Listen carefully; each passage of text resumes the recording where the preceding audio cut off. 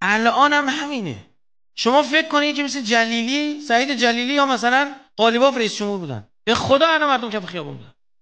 دیدید مذاکره بلد نیستید، فقط ما بلدیم. وسط مذاکرات بهمون حمله کردن. بابا خدا چجوری بهتون حال بده به حضرت عباس که بفهمون ریشه های گوساله پرستی رو، بزنه ریشه های غرب گرایی رو وسط مذاکره. برای همین آقای خامنه‌ای چی گفت؟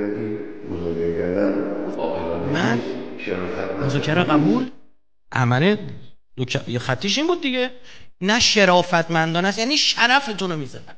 زدم یا نزدم؟ زدم. الان مسئولین ما میرن آمریکا میگن ببین این خیابون بیشتر نباید اونور بدید، حق خرید ندارید. و ببین این مستکبر ویژگیشه که تحقیرآمیز. شرف مونده الان برای غربگرا تو مملکت ما. فکر کن سعید جلیلی و قالیباف رئیس جمهور بودن، چه خیابون بودن مردم. دیدید مذاکره واقعی؟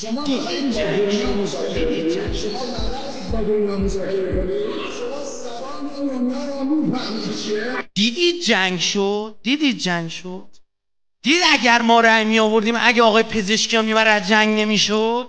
آره خوبه اینا، خوبه. من که فقط دست خدا میبینم، نمیدونم شما چه میبینید. چرا؟ چون برای خدا جامعه ایمانی مهمه.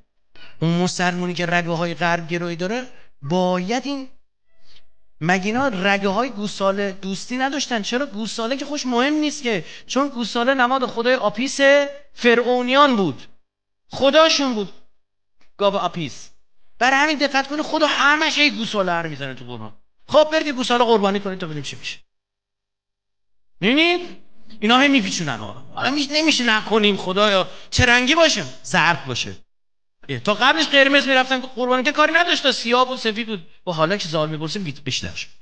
هر چی بدون جامعه ایران، آقا من اینو بر مبنای قرآن میگم، هر چی اصرار بیشتر کنید بر غربگرایی دقیق تر خواهد زد از ما گفتم. دقیقاً سنت های من سخنرانی امسال محرم، و شب اول محرم سنت های الهی تصمیم گرفتم سخنرانی کنم و اینو می‌خواستم اون تشکیلات شیعی رو ادامه بدم، چون به شگفتی اومده بودم از آن چیزی که در جنگ 12 روز اتفاق افتاد.